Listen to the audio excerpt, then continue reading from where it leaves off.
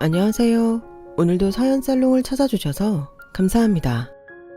40대 여성이에요. 친구 따라 강남 간다는 말이 있잖아요. 철없던 시절 저도 그랬던 적이 있어요. 20대 초반 첫사랑한테 처절하게 버림받고 시리에 빠져있던 저는 고등학교 동창 말에 홀려서 잠시 미친 짓을 했었거든요. 그 동창은 평소 결혼에 목숨 건 사람처럼 선자리를 누비고 다녔는데 남친한테 차였다는 제 소식을 듣곤 득달같이 달려왔더라고요. 평소 그리 친한 사이도 아니었는데 딱한 제 처지를 보니 남일 같지 않아서 그런다며 선봐서 좋은데 시집가라고 부추기더라고요. 복수가 따로 있니? 헤어진 남자보다 괜찮은 남자 만나. 보란듯이 결혼하면 그게 복수인 거야. 남들은 나한테 결혼에 목숨 걸었냐고 비아냥거리는데 두고 보라 그래. 누가 더 현명했는지 말이야. 공부 잘하고 지 잘난 맛에 사는 애들, 죽어라 도서관에서 공부할 때 똘똘한 애들은 일찌감치 맞선 시장에 나가 괜찮은 남자 잡는다 얘. 화무 11홍이라고 언제까지 우리가 꽃같은 20대일 줄 아니? 나이 먹는 거 금방이야. 30줄 들어서면 금값도 똥값 되는데 그때 가선 괜찮은 남자를 어떻게 찾아? 집안이며 스펙, 남자한테만 중요한 줄 알지? 나이 든 여자가 좋은 집에 시집가려면 남자보다 더 필요한 게 그거야. 솔직히 너 집은 좀 살아도 학벌은 별로잖아? 안 그래? 이런 상태에서 나이까지 많아지면 그땐 정말 답 없다. 그러니까 내 말 듣고 선 봐. 내가 가입한 결혼업체가 있는데 20대까지는 회원비도 싸고 거기 등록된 남자들이 하나같이 사짜 직업에 대기업 출신들이잖니. 그런 남자 하나 잡아 결혼한다면 너 버리고 떠난 그놈도 배 아파서 며칠은 알아 누울 거다. 남들보다 좋은데 시집가고 전 남친한테 복수도 제대로 할 수 있는데 일석이조 아니겠니? 그러니까 제가 받을 수 있을 때 선자리에 나가. 괜찮은 남자 물어야 한다고. 악마는 웃는 얼굴로 온다더니 그날 저를 생각해주는 듯한 동창의 말에 저는 홀딱 넘어갔고 결국 친구 따라 맞선 결혼정보회사에 가입을 했어요. 동창 말대로 나이가 어려서 회원비가 상대적으로 저렴했고 선자리도 많이 들어와서 평일이고 주말이고 가릴 것 없이 선보러 다니느라 바빴어요. 때로는 강의도 빼먹고 나갈 정도였죠. 전에 사귀던 남자가 집안도 안 좋고 아직 취업도 못한 처지라 교자를 반대하던 엄마는 갑자기 변해버린 제 모습에 놀라면서도 한편으로는 꽤 걱정이 되셨던 모양이에요. 누가 너더러 대학 졸업도 하기 전에 시집가라든? 왜 이렇게 서둘러? 결혼이 백화점에서 물건 사듯 그렇게 쉽게 할 수 있는 일인 줄 아니? 그러니까 너무 무리하지 마. 작은 때가 되면 자연스레 만나게 되는 법이니까 대학 졸업하고 그때 가서 선봐도 늦지 않아. 언제는 헤어지라고 난리더니 이제 와서 저를 위하는 듯 말하는 엄마의 태도에 오히려 반감이 생겼어요. 엄마가 원했던 게 이런 거 아니었어? 언제는 미래도 불분명한 남자랑 헤어지고 선봐서 시집이나 가라며. 엄마가 원하는 대로 해준다는데 뭐가 문제란 거야? 엄마가 그렇게 반대하지만 않았으면 재민 오빠랑 그렇게 헤어지지도 않았어.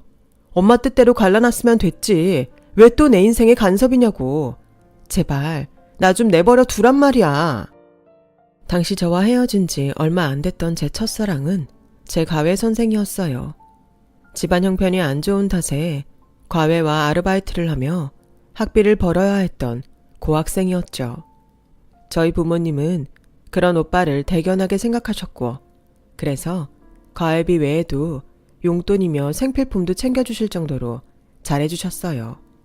하지만 그런 관계는 어디까지나 과외 선생일 때나 가능한 거였죠.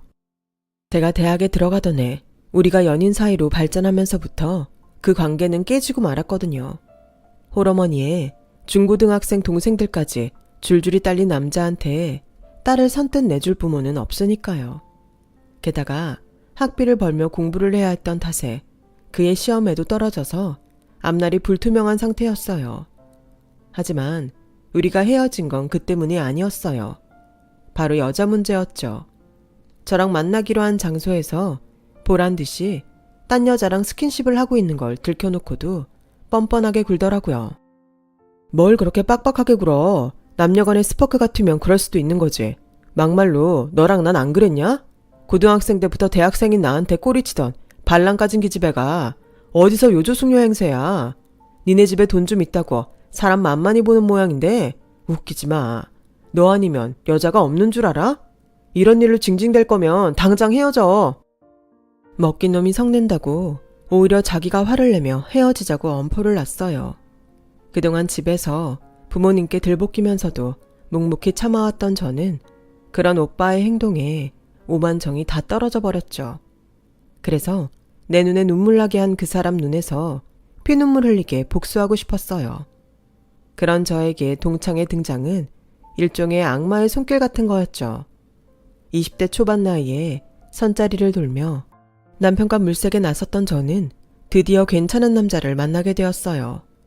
대학병원에서 인턴 과정을 밟고 있는 남자였는데 인상도 좋고 매너도 좋은 데다 집안도 꽤 빵빵하더라고요.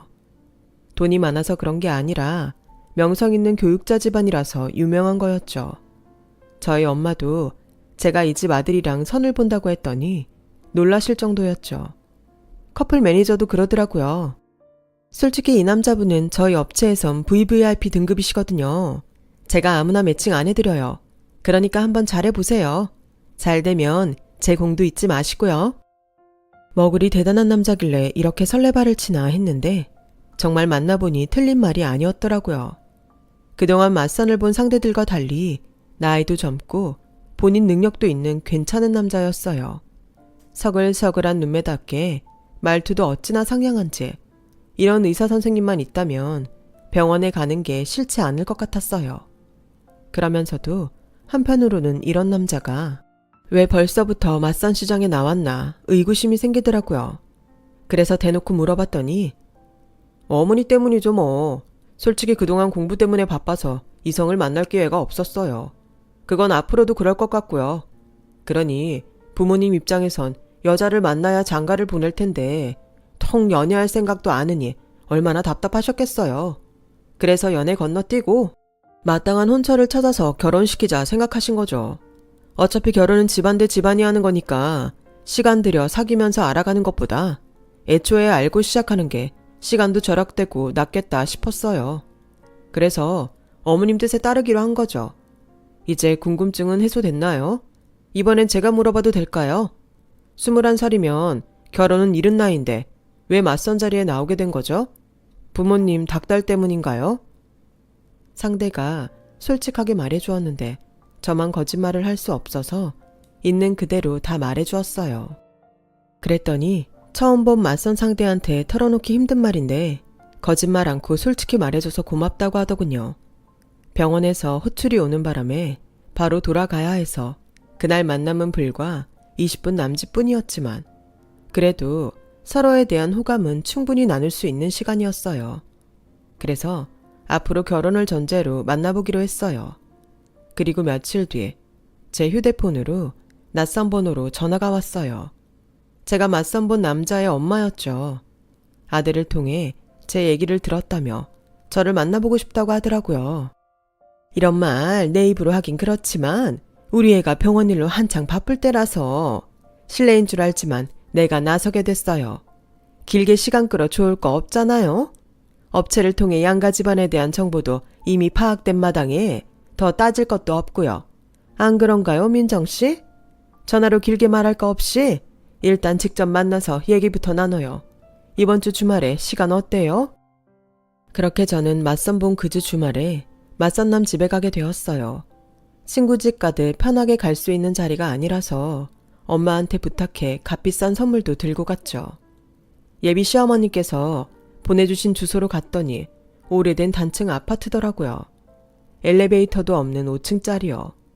서울에 아직 이런 곳이 있나 싶을 정도로 동네가 많이 낙후돼 보였어요. 하필 예비시댁이 5층이라 무거운 선물꾸러미를 들고 낑낑대며 한참을 걸어 올라가야 했죠. 문 앞에서 복장을 정비하고 벨을 눌렀는데 한참이 지나서야 문이 열리더라고요. 그런데 사람은 안 나오고 집 안에서 목소리만 들리지 뭐예요. 문 열렸으니까 들어와요. 얼떨떨한 기분으로 문을 열고 안으로 들어갔더니 세상에 거실 한가득 배추가 쌓여있지 뭐예요. 수북이 쌓인 배추 너머에서 얼굴만 삐죽 내민 예비 시어머니는 제게 다짜고짜 손을 씻고 오라고 했어요. 그리곤 기도 안 차는 일이 벌어졌죠. 어디 앉으란 말도 없이 고무장갑을 척 던지더니 김치속을 넣으라고 하더라고요. 어차피 우리 집 사람 될 사이인데 좀 일찍 가풍을 익히는 것도 나쁘진 않을 거예요. 내가 속까지 다 버무려 놨으니까 앉아서 배추 속에 속 좀 넣어요. 너무 많이 넣으면 짜니까 켜켜이 얇게 문지르듯 넣어요. 시종일관 제게 고상한 말투로 존대를 해주셨지만 결과적으로는 몸종 부리듯 그 집 김장을 담그는 일이었어요. 딴에는 꾸미고 간다고 하얀 스타킹에 샤넬풍 아이보리 투피스를 입고 간 탓에 온몸에 양념이 묻어서 엉망이 되었지만 그렇다고 화를 내거나 자리를 뜰 수도 없었어요. 당시에 제 나이는 고작 21에 불과했기에 그렇게 당찬 일을 벌일 용기가 없었거든요. 지금이라면 물론 얘기가 다르지만요. 도대체 몇 폭이나 되는지 가늠도 안 될 만큼 많은 배추더미 속에서 저는 파김치가 될 정도로 김치속을 넣었고 베란다 창너머로 오렌지빛 노을이 질 때가 돼서야 끝이 났어요. 만신창이가 된 저는 금방이라도 쓰러질 것 같았어요. 그런데도 힘드냐는 말 한마디 없이 저한테 일머리가 없다고 타박 아닌 타박을 하시지 뭐예요. 그것도 아주 고상한 말투로 말이죠. 민정씨는 집에서 곱게 자랐나 봐요. 김치 속 넣은 게 하나같이 미친년 꽃다발 같네. 이래서야 시집가서 시어머니 사랑을 받겠어요? 못 받겠어요? 앞으로 많이 분발해야겠다. 일단 오늘은 돌아가세요. 민정씨 손끝이 여물지 않아서 일을 더 시켰다간 이번 김장 망치겠네요. 보내주신 선물은 아주 잘 받았다고 어머님께 전해주세요. 4시간 넘게 일만 하다 물 한 잔 못 얻어 마시고 쫓겨나다시피 그 집을 나왔어요. 얼이 빠진 상태로 주차장에 세워둔 제 차에 올라탔는데 그 순간 닭똥 같은 눈물이 뚝 떨어지더라고요. 내가 도대체 여기서 뭘 하고 있는 건지, 그깟 결혼이 뭐라고 이런 대접을 받아야 하는 건지 기가 막히고 속상한 마음뿐이었어요. 그래서 맞선남한테 전화를 했더니 응급 콜이 들어왔다며 제 얘기도 안 듣고 전화를 끊더라고요. 그래서 이딴 결혼 안 하고 만다는 생각으로 이후 맞선남한테 오는 전화도 안 받고 연락을 끊었어요. 그렇게 2주쯤 지났을까요? 저희 집으로 전화가 한 통 왔어요.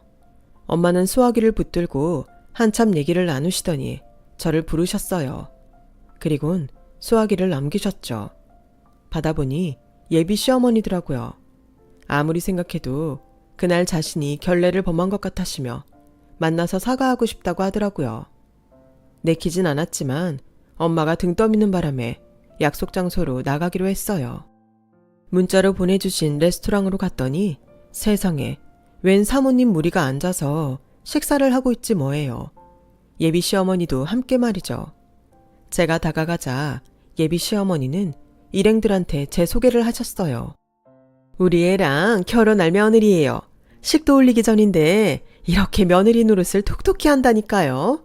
오늘만 해도 굳이 어머님 친구분들께 식사 대접해드리고 싶다고 바쁜데도 와줬지 뭐예요. 우리 애가 처복이 있다더니 그 말이 딱인 것 같아요. 사과한다고 나오라더니 진짜 목적은 바깥 계산하라는 거였어요. 이런 상황도 모르고 예비 시어머니 지인들은 하나같이 의사아들을 둔 덕이 아니겠냐며 엉뚱한 그 집 아들 칭송을 하더라니까요. 초록은 동색이라더니 다 똑같은 인간들 같았어요. 그렇게 지인분들이 돌아가고 저와 단 둘이 남은 예비 시어머니는 제 손을 꼭 잡으시며 그러더군요. 민정씨도 우리 집에 와봐서 알겠지만 뼈대 있는 가문이면 뭐해요. 사는 형편이 그 모양인데 그동안 지인들한테 늘 얻어먹기만 하고 변변히 밥 한 번 산 적이 없어요. 그래도 잘난 며느리 드리는 마당에 나도 남들처럼 생색 한번 내보자 싶어 대도 않는 시어머니 흉내 좀 냈어요. 민정씨가 넓은 마음으로 이해해줘요. 눈시울을 붉히시며 이러시는데 머리론 용서가 안 되면서도 마음이 동해서 뭐라고 화도 낼 수 없더라고요. 그래서 아빠카드로 거액의 식사비를 지불하고 차로 집까지 모셔다 드렸어요. 집에 와서 그 얘기를 했더니 엄마는 썩 기분에 내키지는 않았지만 오죽하면 그랬겠냐며 이해하자고 하시더라고요. 맞선을 본 지 한 달이 되도록 저는 데이트는 한 번도 못하고 예비 시댁에 불려다니기만 했어요. 기껏 데이트 약속을 잡아도 응급 콜이 들어와서 약속을 깨기 일쑤였고 그나마 얘랑 얼굴이라도 한번 보려면 하루 종일 병원 로비에 죽치고 앉아서 춘향이 이몽룡 기다리듯 기다려야 했어요. 그래봐야 5분 남짓 보는 게 다였지만요. 반면에 예비 시모랑은 일주일에 서너 번은 좋게 보는 사이가 됐죠. 마트에 장을 보러 갈 때면 의뢰 저를 불러 계산을 맡기셨고 집까지 차로 모셔다 드리는 기사 노릇까지 시키더라고요. 주말엔 백화점에 쇼핑 가자고 부르셔선 고가의 화장품이며 구두, 심지어 아버님 속옷까지 제 돈으로 지불하게 하셨죠. 그래놓곤 집에 가서 맛있는 밥 한 끼 차려주신다더니 묵은 커튼 빨래며 냉장고 청소까지 시키시는데 정말 손톱이 빠지도록 일을 했다니까요. 이런 일이 끝도 없이 지속되니까 예비 시모가 이상한 건지 내가 이상한 건지 분간이 안 되더라고요. 그래서 동창한테 전화해 물었더니 야, 의사 남편은 꽁으로 왔냐? 그 정도는 애교에 불과해. 나 전에 선봤던 검사 엄마는 만난 지 일주일도 안 됐는데 자기 아들 차 바꿔달라고 수입차 카달로그 보내더라. 사자 붙은 아들 둔 엄마들은 염치로 쌈 싸먹는 족속들이라고. 그래도 집안일 좀 시키고 바깥 삥 뜯는 정도면 염치 있는 사람인 거지. 꾹 참고 결혼해서 시댁이랑 영 끊고 살면 되잖아. 그때까지만 참아. 의사 부인 되는 건데 그 정도도 못 참니? 전화를 끊고 침대에 누워 생각해보니 애초에 내가 이 세계에 발을 잘못 들인 것 같아 후회가 밀려왔어요. 그놈의 복수가 뭐라고 의사 남편 얻겠다고 이런 꼴을 당하나 싶고 그런 걸 애교로 받아들이라는 동창의 말도 엮였기만 했거든요. 하지만 발을 빼기에 너무 멀리 온 것 같아서 멈출 수도 없었어요. 저희 부모님은 친척들과 지인들한테 의사사위 드린다고 자랑을 해놓은 상태였고 저 역시 학교에 소문이 파다하게 퍼져서 빼도 박도 못할 상황이 되었거든요.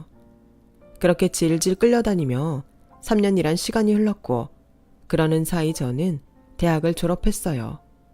얘랑 역시 인턴 과정을 무사히 마치고 동병원에서 레지던트 과정을 밟게 되었어요. 전보다는 덜 바빠졌지만 그래도 여전히 데이트할 시간은 충분치 않았어요. 농담처럼 신혼여행이나 가야 둘이서 붙어있는 시간이 있을 거란 말을 할 정도로 말이죠. 예비시모는 아예 저를 전용 기사처럼 부리며 공짜 지갑처럼 썼어요. 결혼도 안 한 상태에서 2년 넘게 저를 며느리라고 부르며 부려먹으면서도 결혼 날짜를 잡자는 얘기는 좀처럼 하지 않으셨죠. 졸업 전에는 제가 학생 신분이라 그런가 보다 생각했었는데 졸업을 하고도 그런 말이 없으니 초조했어요. 특히 저희 부모님이요. 아니, 선보고 교제한 지도 2년 넘게 지났는데 왜 아직도 시골리자는 말이 없다니? 그이가 바빠서 그렇지 뭐. 데이트할 시간도 없는데 결혼식을 어떻게 하겠어? 아이고, 누가 들으면 이 나라 환자는 김서방이 다 맡아보는 줄 알겠다. 남들도 다 하는 결혼 왜 지만 바쁘다고 생색이라니? 너도 그래. 어머님 하면서 시어머니 꽁무니만 쫓아다니지 말고 식은 언제 올리냐고 좀 물어봐. 백날 첫날 죽어라 며느리 노릇만 하다가 종칠 거야. 그 집 일 쫓아다니느라 취직도 못하고 이게 뭔 꼴이라니. 아우 답답해. 한창 동기들이 취업 준비를 할 때도 예비 시어머니 호출에 달려나가야 했던 저는 좋은 취직 자리 다 놓치고 겨우 체면치레야 할 정도의 회사에 취직할 수 있었어요. 그나마도 면접을 앞두고 어머님한테 호출이 오는 바람에 하마터면 면접도 못 보고 취업 기회를 날릴 뻔했어요. 그날을 생각하면 아직도 목 뒤에서 식은땀이 흐르는 기분이라니까요. 예비시댁의 답답한 행보에 저 역시 불안하기만 했던 터라 이번엔 무슨 일이 있어도 확답을 받아야겠다고 생각했어요. 그래서 어머님 호출을 받고 댁으로 간 김에 차에서 슬쩍 결혼식 운을 띄웠더니 대뜸 올해는 집에 삼재가 끼어서 안 되니 삼재 나가고 나서 얘기하자고 하시더라고요. 그래서 삼재가 언제 끝나냐고 물었더니 3년 뒤라는 거예요. 말이 3년이지 시간 금방 간다. 그러니까 그때까지 죽어라 이래서 승진할 생각이나 해. 설마 너 의사 남편 믿고 결혼하면 냅다 회사 그만둘 생각하는 거 아니지? 예전엔 내조 잘하는 여자가 남편 출세시켰다지만 요즘은 다르다. 능력 있는 여자가 남편 출세도 시키고 가정도 제대로 꾸리는 거라고. 막말로 집에서 노는 아내랑 사회에서 인정받는 아내랑 누가 더 매력이 있니? 그러니까 너도 자기 개발 좀 해. 쉬는 날 굴러다닐 생각만 하지 말고. 내 딸이 너처럼 설렁설렁 직장 생활했으면 난 가만 안 뒀다. 다 네가 내 딸 같아서 하는 말이다. 아니, 쉬는 날 아침 대바람부터 전화해선 여기고 저기고 데려다 달란 사람이 누군데 이러시는 건지. 말이 좋아 자기 개발이지. 한마디로 자기 아들 등골 빼먹을 생각 말고 벌어가며 시댁에 충성하란 소리잖아요. 그간 쌓인 게 하도 많아서 어머님이 무슨 말을 해도 곱게 들리지 않았어요. 그렇게 불만이 쌓여가던 어느 날 드디어 올 것이 오고야 말았어요. 2주 전부터 얘랑과 교회로 드라이브를 나가기로 약속한 날이었죠. 약속 시간을 2시간 앞두고 갑자기 병원에 일이 생겼다며 나중에 보자고 하지 뭐예요. 하도 자주 있는 일이라서 친구랑 간만에 영화를 보러 가기로 했어요. 예매를 안 하고 나온 탓에 관람이 가능한 시간까지 텀이 생겨버렸죠. 마침 친구한테 무료 호텔 브런치 쿠폰이 있어서 함께 호텔로 갔어요. 주말 오후라 그런지 호텔 라운지는 선을 보러 나온 사람들이 꽤 보였어요. 나도 한때 저런 때가 있었지 하며 지나치려는데 글쎄 그중 한 테이블에 얘랑이 있지 뭐예요. 웬 여자랑 선보는 분위기로 말이에요.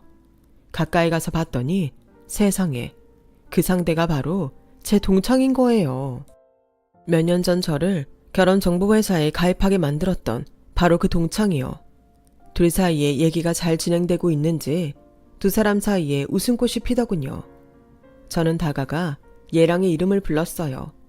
그랬더니 귀신을 본 것처럼 화들짝 놀라며 벌떡 일어서더군요. 동창도 저를 보고 눈이 동그래졌고요. 진짜 웃기지도 않네. 여기가 병원이야? 그럼 저 앞에 앉은 여자는 자기 환자고? 지난 3년 동안 결혼 미뤄가며 사람 피말리더니 나 몰래 뒤에서 선보고 다녔던 거야? 니네 엄마가 날 종부리듯 집안일 시키고 기사로 불어먹는 동안. 니네 엄마는 몰라도 넌 믿었는데 어떻게 날 감쪽같이 속일 수가 있어? 그러자 얘랑은 오해라며 자기 앞에 앉아있는 사람은 대학 동기라고 제가 오해하는 거라고 했어요. 오해 같은 소리 하고 있네. 제가 네 대학 동기라고? 이게 진짜. 쟤 여대 나왔어. 내 고등학교 동창이라고. 그래도 네 대학 동기라고 할래? 긴 말 필요 없어. 우리 깨끗하게 정리하자. 너 같은 걸 믿고 3년이나 니네 집 종노릇한 내 품삯 내놔 이 자식아. 니네 엄마가 구질구질하게 밥값 쉬며 마트에서 내 카드 긁어 장본 돈. 철마다 오시며 구두. 니네 아빠 빤스까지 사들인 내 카드값. 날 기사로 불어먹은 인건비, 기름값까지 전부 뱉어내. 안 그랬다간 니네 병원 홈페이지에 추잡한 니네 집구석 얘기 구구절절 올라갈 테니까. 그러자 얘랑이 코웃음 치며 말했어요. 그러게 누가 그러고 살래? 네가 의사 부인 돼 보겠다고 우리 엄마 꽁무니 쫓아다니며 종로를 탄 거 아냐. 네 스스로 한 짓을 왜 나보고 갚으래? 솔직히 너도 좋았잖아. 친구들 앞에서 의사 부인 될 거라고 어깨에 힘주고 살았잖아. 안 그래? 그랬으면 그 정도 돈은 쓸 수 있잖아. 그래놓고 뭐가 억울하다고 이 난리를 치는 건지 난 모르겠는데? 뻔뻔한 얘랑의 모습에 주먹이 바르르 떨릴 정도로 화가 났어요. 하지만 어찌된 영문인지 온몸이 꽁꽁 얼어붙은 것처럼 꼼짝도 할 수 없더라고요. 그런데 그때였어요. 제 뒤에서 누군가 튀어나와 얘랑의 얼굴에 주먹을 날렸어요. 놀라서 쳐다보니 오래전 제 첫사랑 과외 오빠더라고요. 쓰레기 같은 새끼, 그걸 말이라고 해? 결혼할 여자를 두고 선보러 나온 놈이 어디서 큰 소리야? 의사? 너 같은 새끼는 의사 노릇할 자격도 없어. 사람 몸에 난 상처만 상처냐? 네 여자 가슴에 피 흐르는 게 네 눈엔 안 보이냐고. 3년이나 남의 인생 휘둘러 놓고 어디서 뻔뻔하게 개소리를 짓거려. 그렇게 당당하면 어디 법정에서도 그렇게 떠들어 보지 그래. 네 놈이 아무리 대단한 로펌을 끼고 온데도 내가 네 놈 죄값 톡톡히 치르게 해줄 거야. 너뿐만 아니라 니네 엄마도 그렇게 될 테니까 준비 단단히 하라고 전해! 오빠는 제 손을 잡고 데리고 나갔어요. 그리곤 엘리베이터 안에서 우리가 헤어지던 날에 진실을 들려주었어요. 사법고시에 떨어지고 취업도 못한 상황에 더는 저를 잡고 있기 미안해서 일부러 친구한테 부탁해 거짓 상황을 꾸몄던 거더라고요.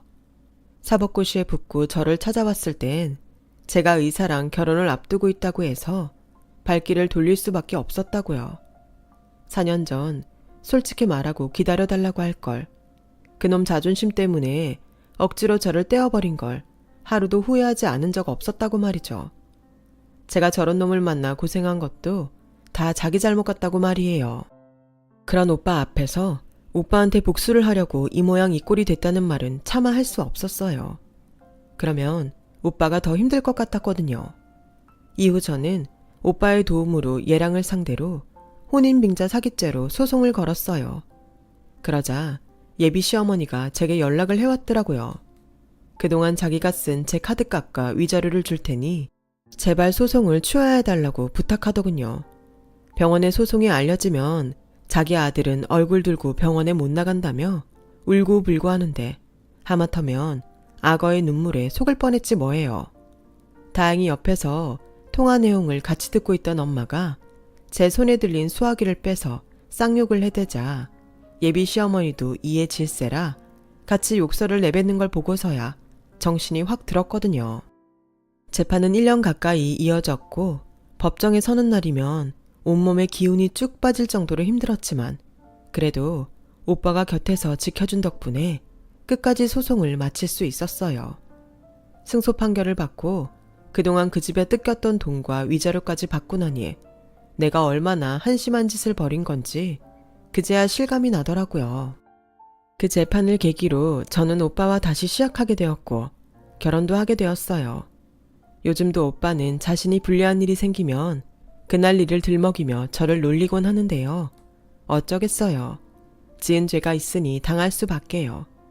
철없던 시절 친구 따라 강남 갔다가 크게 혼나고 제자리로 돌아온 저는 두 아들을 키우며 잘 살고 있답니다. 지난날의 과오를 바탕으로 다시는 헛된 꿈을 꾸지 않으려 제 자신을 채찍질하면서 말이죠. 크게 당하고 얻은 지금의 행복을 앞으로도 잘 지켜나가겠습니다. 지금까지 제 사연을 들어주셔서 감사합니다.